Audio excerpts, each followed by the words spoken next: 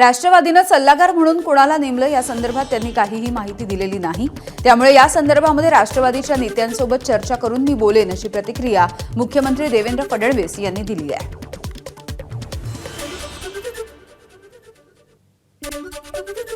पहिल्यांदा तर त्यांनी कोणाला नेमलं हे देखील आम्हाला माहिती नाही। आम्हाला अधिकृतपणे त्यांनी कोणाला सल्लागार नेमलंय हे आम्हाला त्यांनी कळवलेलं नाही।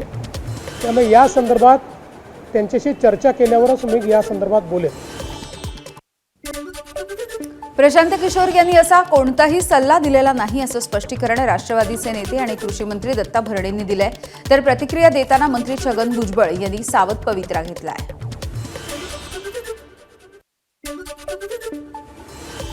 किशोर यांची नियुक्ती झालेली आहे। त्यांनी एक सल्ला दिलेला आहे की जर आगामी काळात निवडणुका लढायच्या असतील तर प्रदेशाध्यक्ष पद जे आहे त्याचा विचार करणं गरजेचं आहे किंवा बदलायला हवंय असं त्यांनी म्हटलं। नाही, या बाबतीमध्ये मला आपल्याकडूनच समजतंय, असं कधी त्यांनी ते म्हटलेलं नाहीत किंवा कुठं झाले हे केलेलं नाही किंवा माझ्या ऐकण्यामध्ये ते कुठं ऐकण्यात किंवा कुठं चर्चा झालेली नाही आहे। असं कुठं त्यांनी असा कुठलाही सल्ला दिलेला नाही आहे। प्रशांत किशोरांमुळे भाजप राष्ट्रवादीमध्ये आता सध्या बेबनाव सुरू आहे। मला काय तसं वाटत नाही, कारण ते म्हणजे प्रशांत किशोर यांनी अनेक राज्यांमध्ये जे आहे वेगवेगळ्या पक्षाच्या प्रचाराचं किंवा त्यांना सल्ला देण्याचं काम केलं, पण राष्ट्रवादीमध्ये काही अजून त्यांची नेमणूक झाली आहे असं मला वाटत नाही। दरम्यान राष्ट्रवादीचे नेते अन्न आणि औषध प्रशासन मंत्री नरहरी झिरवाळ यांनी प्रशांत किशोर यांनी केलेल्या सूचनांवरती बोलणं टाळलंय।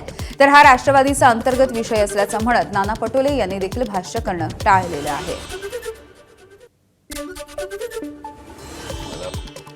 प्रशांत किशोर यांनी काल असं सांगितलं बैठकीमध्ये की प्रदेशाध्यक्ष बदलासंदर्भात सुद्धा पक्षाला निर्णय घ्यावा नाही, असं काही नाही आहे। आणि माझी रिक्वेस्ट आहे, आजचा दिवस मी विसरून जातो ना, आजचा दिवस मला फक्त माझ्या आदिवासी जे येतात त्या आदिवासींशी नाळ असलेली, आदिवासींची तळमळ असलेली, आता आमच्या ताई काल मी सहज फोन केला, आज सगळ्या महिलांना घेऊन त्या ठिकाणी आल्या, अजून बऱ्याचशा महिला येणार आहेत। तर आजचा 2-3 दिवसाचा काळ हा फक्त आणि फक्त 9 ऑगस्ट आदिवासी दिन एवढ्या सीमित ठेवावा अशी विनंती। मला वाटतं की प्रशांत किशोर आता तिकडे बिहारमध्ये आमदार झाले, पण ते पहिले त्यांचं वर्किंग जे आहे ते वर्किंग तर पार्टीला एखाद्या प्रमोट करायचं असेल तर त्यासाठी ते पूर्ण टीम लावतात, त्या पद्धतीचं काम असेल। त्यामुळे मला वाटतं की त्या पार्टीच्या अंतर्गत काय सल्ला दिला त्यांनी, काय नाही दिला, मला वाटतं की काँग्रेसला त्याच्यामध्ये पडायचं कुठलं कारण वाटत नाही। उपमुख्यमंत्री एकनाथ शिंदे यांनी पंतप्रधान नरेंद्र मोदींची भेट घेतली। दोघांमध्ये 1 तास चर्चा झाली आहे। संसदेमधील पंतप्रधान मोदींच्या कार्यालयामध्ये ही भेट पार पडली। यावेळेला शिवसेनेचे खासदार देखील पंतप्रधानांना भेटले आणि मोदींच्या भेटीनंतर एकनाथ शिंदेंनी लोकसभा अध्यक्ष ओम बिर्ला यांची देखील भेट घेतली आहे। एनडीए के एमपीज है शिवसेना के, जो नए भी 6 लोग आ गए, उनको आज प्रधानमंत्री जी ने खुद चाय पे बुलाया था और इसकी खुशी हमारे सब एमपीज को भी है। और प्रधानमंत्री जी से भी मैं जब मुलाकात हुई तब उन्होंने इसका जिक्र भी किया था। तो ये इनके पीछे डेवलपमेंट के लिए उनके चुनाव क्षेत्र में जो भी डेवलपमेंट करना है, इसके बारे में भी उनसे चर्चा हुई और इससे काफ़ी फ़ायदा होगा। राज्य सरकार की ओर से भी और केंद्र सरकार की ओर से भी ये हमारे एमपीज को डेवलपमेंट के लिए सपोर्ट मिलेगा। दरम्यान एकनाथ शिंदे आपलं दुःख आणि त्रास सांगण्यासाठी अमित शहांना भेटण्यासाठी जातात। सध्या सुप्रीम कोर्टातल्या सुनावणीच्या पार्श्वभूमीवरती चर्चा करण्यासाठी ते गेले असतील अशी प्रतिक्रिया नाना पटोलेंनी दिली। तर एकनाथ शिंदेंना कधीपर्यंत आपल्यासोबत ठेवायचं हे भाजपनं ठरवलेलं आहे आणि याची माहिती एकनाथ शिंदे यांना मिळाली असावी असं माणिकराव ठाकरे म्हणाले।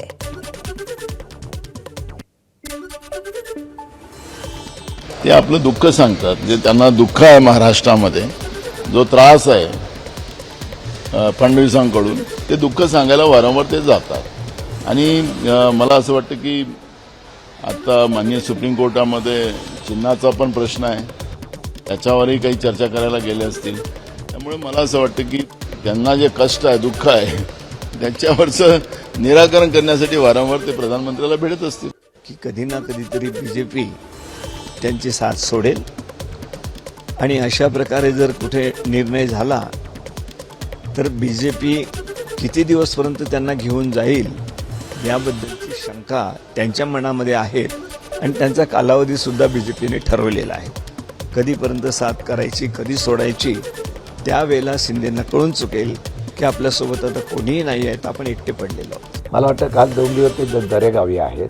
आता त्याच्यानंतर ते पंतप्रधानांना भेटत असतील, त्यांचे काही विषय असतील, पण राजकारणामध्ये महायुतीमध्ये पण आलबेल नाही अशा प्रकारची परिस्थिती आहे.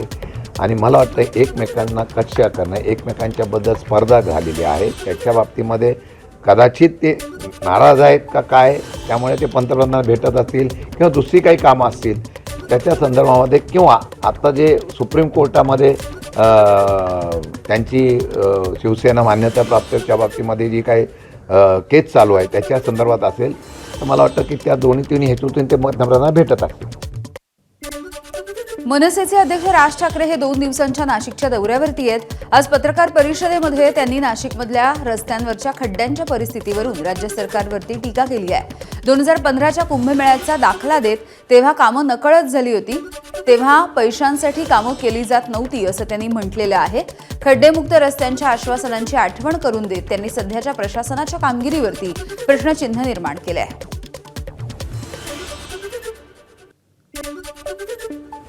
संपूर्ण शहरामध्ये खड्डे पडलेले आहेत.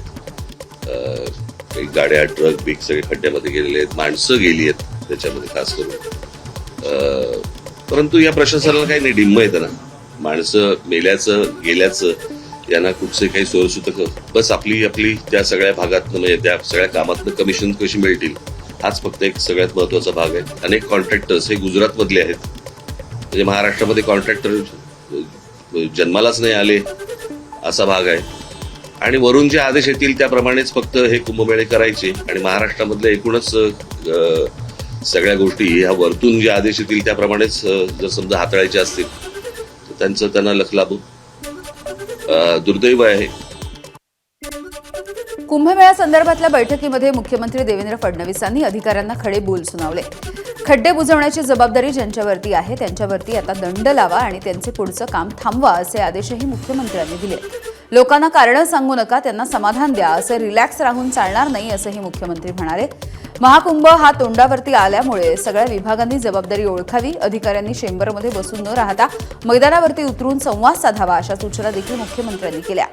इतका खर्च करूनही रोष येत असेल तर कुठे चुकतो आहोत याचं आत्मपरीक्षण करा. पुढच्या 1 महिन्यामध्ये पुन्हा एकदा बैठक घेईन तेव्हा गुणात्मक सुधारणा दिसली पाहिजे असा इशारा देखील मुख्यमंत्र्यांनी दिला आहे.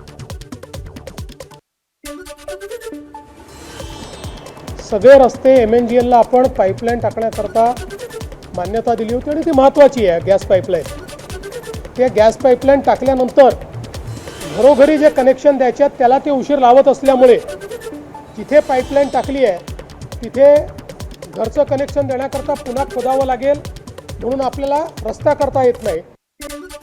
नाशिक शहरामध्ये सुरू असलेल्या कामांच्या कंत्राटावरून राज ठाकरेंनी प्रशासनावरती आरोप केले आणि यावरती मंत्री गिरीश महाजन यांनी स्पष्टीकरण दिलं आहे. राज ठाकरेंना काहीतरी गैरसमज झाला असावा असं गिरीश महाजन म्हणाले. मला वाटतं राज ठाकरे साहेबांचा काहीतरी गैरसमज झालेला आहे. त्यांना मी सगळे कामाची यादी देतो. आता जवळपास शहरामध्येच 1,500 कोटीचे कामं सुरू आहेत. त्यातले ठेकेदार त्यांनी सांगावेत. आउटर रिंग रोड सुरू आहे, त्याचे ठेकेदार ठरलेले आहेत, ते सुद्धा त्यांची यादी त्यांना देतो. त्यांनी फी बघावी. घाटाचे कामं चाललेले आहेत, सर्व कामांची यादी मी त्यांना देतो आणि त्यांनी सांगावं याच्यामध्ये बाहेर राज्यातले ठेकेदार कोण आहेत. आता खरं म्हणजे ऑनलाईन टेंडर असल्यामुळे ते कोणी भरू शकतं, तरीसुद्धा या ठिकाणी कोण बाहेरच्या राज्यातले ठेकेदार आहेत हे त्यांनी आम्हाला सांगावं. शिक्षण आणि खाजगी क्लासेसच्या फीवरून राज ठाकरे यांनी सरकारला लक्ष केलंय. सध्या कॉलेज आणि क्लासेसवरती लक्ष देण्याची गरज आहे, कारण कॉलेजेसची फी 20,000 आहे, क्लासेसची फी 1,40,000 असल्याचे राज ठाकरे म्हणाले. दुसरीकडे सरसंघचालक मोहन भागवत यांनी विद्यार्थ्यांच्या सोबत संवाद साधला, यावरती देखील राज ठाकरेंनी भाष्य केलंय.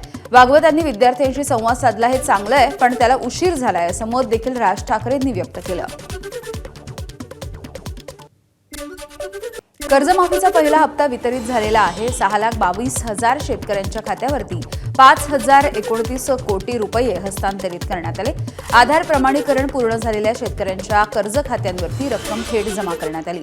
तसंच राज्य शासनाने सर्व बँकांना कर्जमुक्तीचा लाभ मिळालेल्या पात्र शेतकऱ्यांना तातडीनं खरीप पीक कर्ज उपलब्ध करून देण्याचे निर्देश केले, जेणेकरून शेतकऱ्यांना नव्यानं शेतीसाठी आर्थिक बळ मिळेल.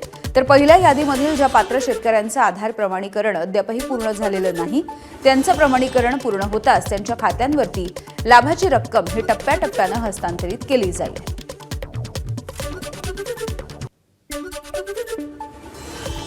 आज जवळपास 5,029 कोटी रुपये हा पहिला हप्ता 6,22,207 शेतकऱ्यांच्या खात्यामध्ये गेला आहे आणि ही खाती नील झालेली आहेत.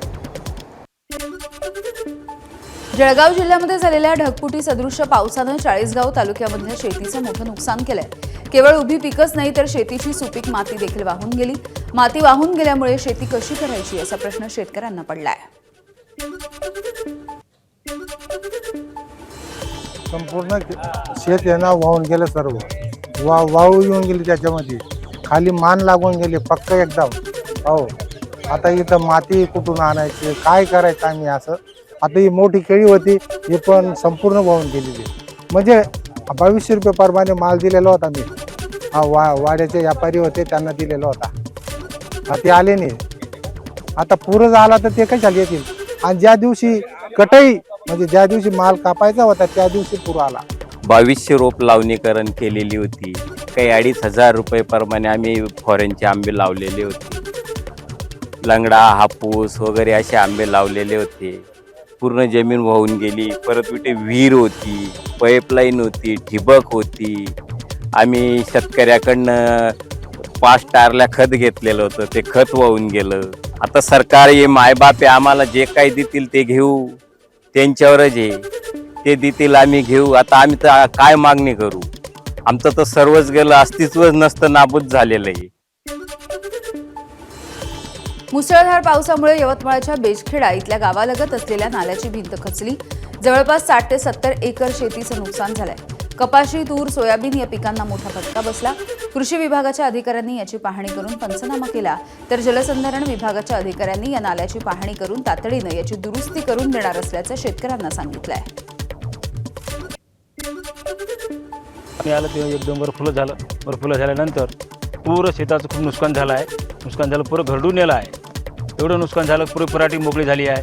10 थैल्या खत दिला आहे, ते मोकळी झाली आहे. पुरं इथून तर कमीच्या 70-80 एकर पुरं नुकसान आहे. आणि साहेब लोक येते इथपर्यंत येते, इथूनच वापस जाते. त्याला समोर चाला, मला समोर जात नाही, काही नाही, आम्ही इथूनच लिहून घेतो म्हणते. काय करावं आम्ही शेतकऱ्यानं? एवढं नुकसान झाल्यावर काय करावं? पुरं खरडून गेलं आहे पुरं. हे कमी जास्त पाबर पराठी किती गेली आमचीवाली. नुकसान सोलापूर जिल्ह्यामध्ये एका बाजूला वारंवार महापुराची परिस्थिती उद्भवत असताना दुसरीकडे माढ्यामध्ये पाण्यासाठी शेतकरी आक्रमक झाले. सीमा माढा उपसा सिंचन योजनेचं पाणी आवर्तून सुरू होऊन 3 आठवडे उलटले तरी या शेवटच्या भागामध्ये पाणी पोहोचलेलं नाही. या योजनेवरती वारंवार होणाऱ्या दादागिरीच्या विरोधात माढा तहसील कार्यालयाच्या समोर चिंचोली, जाधववाडी, माढा, वेताळवाडी इथल्या शेतकऱ्यांनी थाळीनाद आंदोलन केलंय. सीना माढा उपसा सिंचन योजनेचं पाणी शेवटच्या गावापर्यंत मिळत नसल्यामुळे शेतकरी आक्रमक बनलेले आहेत. तातडीनं प्रशासनाने याकडे लक्ष देण्याची मागणी देखील त्यांनी केली आहे. सोलापूरमध्ये उजनी धरणामधून भीमा नदीच्या पात्रात मोठ्या प्रमाणावरती पाण्याचा विसर्ग सुरू आहे.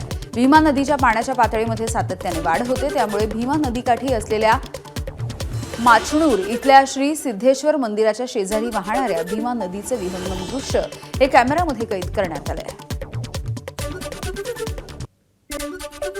हिंगोली जिल्ह्यामध्ये भूजलाची पातळी वाढावी आणि शेतकऱ्यांना सिंचनासाठी पाणी उपलब्ध व्हावं या उद्देशाने जलसंधारण विभागानं 7 बंधारे उभारले. मात्र यावरती गेट बसवण्यात आलेलं नाही. परिणामी पावसाचं पाणी अडण्याच्या ऐवजी थेट वाहून जात आहे. त्यामुळे खर्च केलेले लाखो रुपये पाण्यात गेले.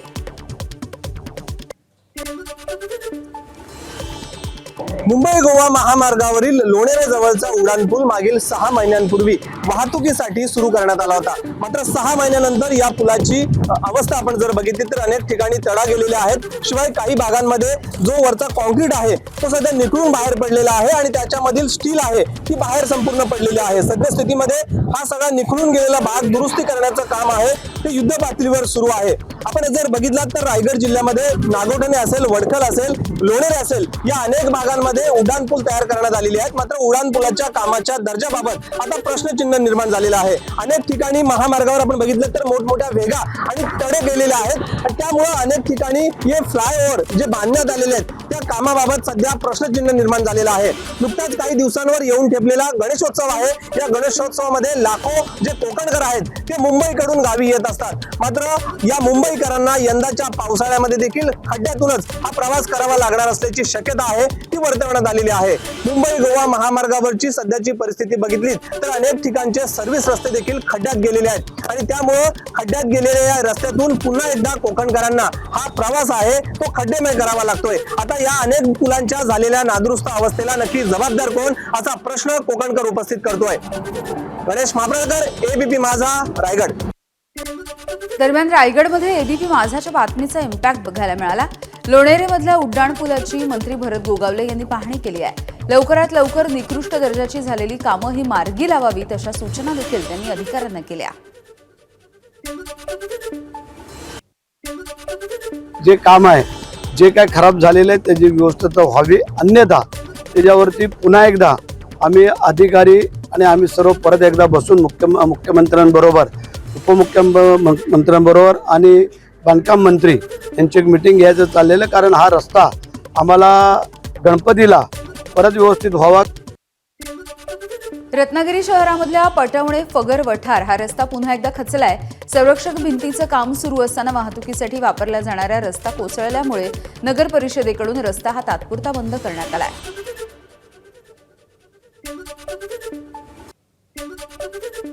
रत्नागिरी नगर परिषदेच्या हद्दीत फगार वटार म्हणून जो परिसर आहे तिथला रस्ता साधारणपणे महिनाभरापूर्वी जो मुसळधार पाऊस झाला त्यामध्ये खचला होता आणि इथल्या लोकवस्तीला एक धोका निर्माण झाला होता. आत्ताच्या घडीला म्हणजे मागच्या महिन्याभरातली जर का प्रोग्रेस बघितली तर हा रस्ता आत्ता अधिक खचलेला आहे आणि त्यामुळं पूर्णपणे धोकादायक असा हा भाग बनला आहे.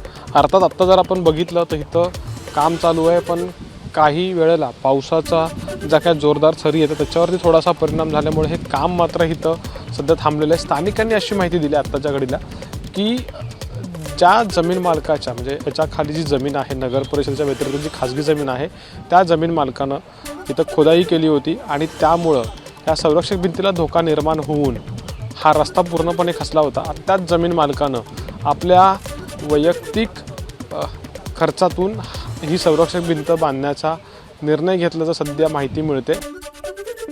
मुंबई शहराला जोडणाऱ्या ऐरोली ते कटाई नाका आणि तुर्भे ते खारघर या 2 टनलच्या कामाची पाहणी वनमंत्री गणेश नाईकांनी केली आहे. शहराच्या पूर्व भागामध्ये असलेल्या पारसिक हिल डोंगर रांगांमध्ये हे 2 टनल तयार करण्यात येत आहेत.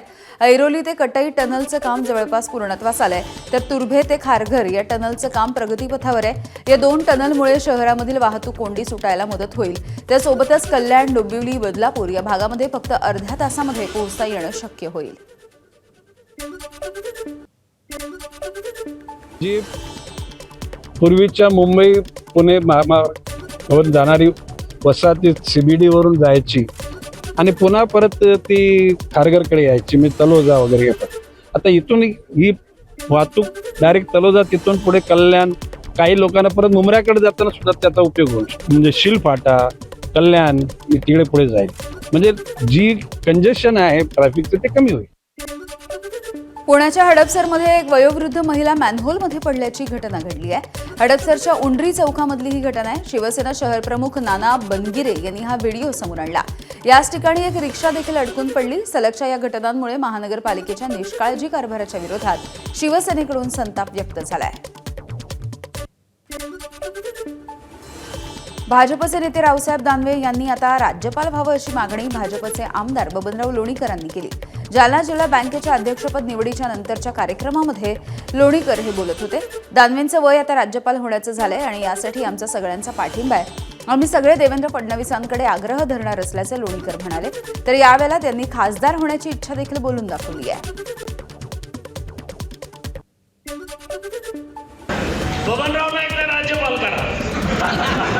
मी म्हणलं साहेब माझं वय थोडंच झालं, राज्यपाल व्हायला हरिभाऊ बागडेंसारखं 75-80 वर्षाचं व्हावं लागतं. मी कशात तुम्ही बसतात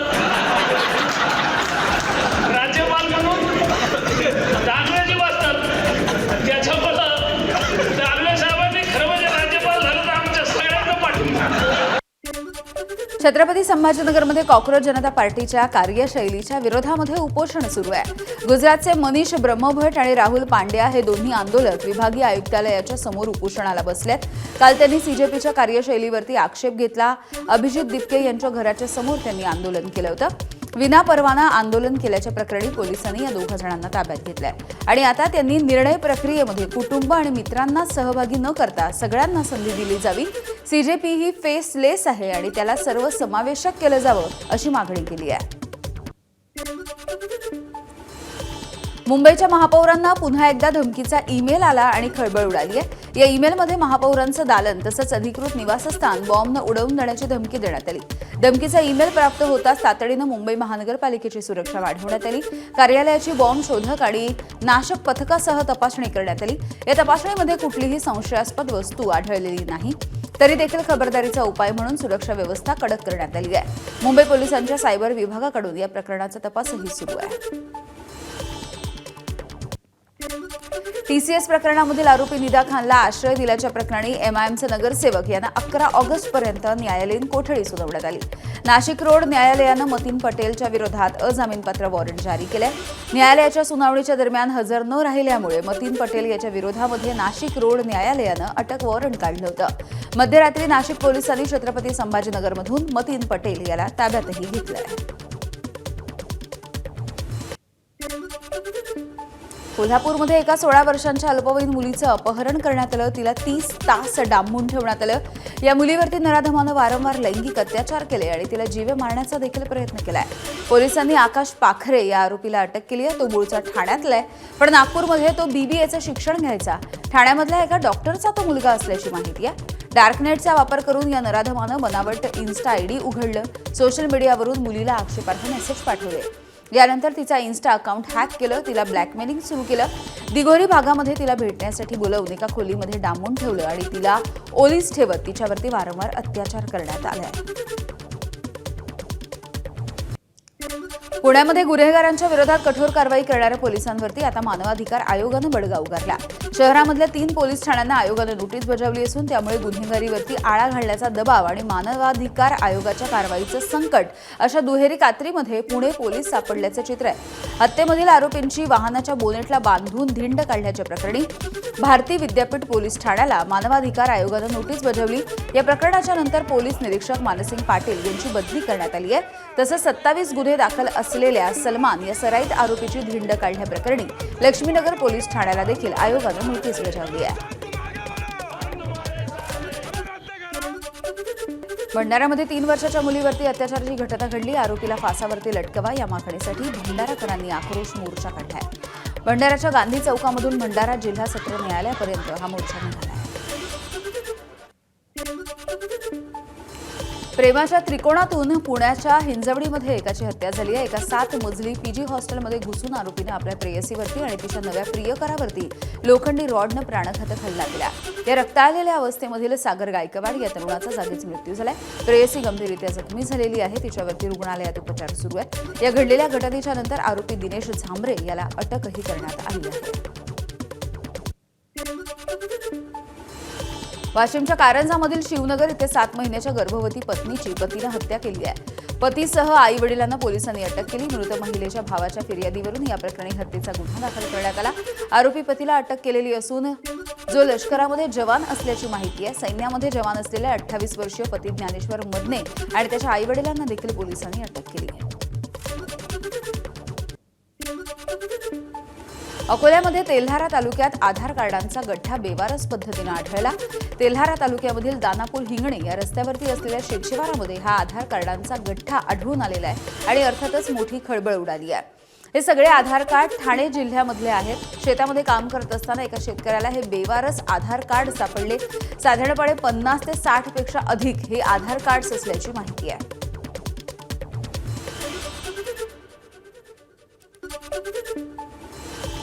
गुंडांची धिंड काढणाऱ्या पुणे पोलिसांना मानवाधिकार आयोगानं नोटीस बजावली. तरी नागरिकांकडून मात्र या कारवाईचं स्वागत होत आहे. मानवाधिकार आयोगानं पोलिसांना नोटीस बजावण्याच्या आधी गुन्हेगारीमुळे आम्हाला किती त्रास होतोय हे देखील समजून घ्यावं असं नागरिकांचं म्हणणं आहे. पुण्यामधल्या लक्ष्मीनगर, भारती विद्यापीठ, काळे पडळ आणि खडक या 4 पोलीस स्टेशन्सना मानवाधिकार आयोगानं नोटीस बजावलेली आहे. या नोटीसीच्या निषेधार्थ लक्ष्मीनगर आणि भारती विद्यापीठ पोलीस ठाण्याच्या समोर नागरिकांनी निदर्शनं केलेली आहेत.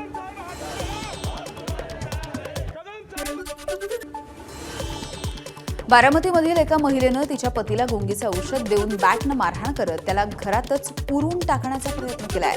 या प्रकरणी बारामती शहर पोलीस ठाण्यामध्ये प्रवीण जगताप यांचे वडील प्रकाश जगताप यांच्या फिर्यादीवरून शर्मिला जगताप या 38 वर्षीय महिलेच्या विरोधात गुन्हा दाखल करण्यात आला. हा सगळा प्रकार 30 जुलैला रात्री 11:30 ते 1 ऑगस्ट सकाळी 11:30च्या दरम्यान घडल्याचं तक्रारीमध्ये म्हटलंय. बारामती शहरामधील जामदार रोड इंद्रप्रस्थ सोसायटीमधला फ्लॅट नंबर 9 मध्ये हा सगळा प्रकार घडलेला आहे. अधिकचा तपास सध्या सुरू आहे.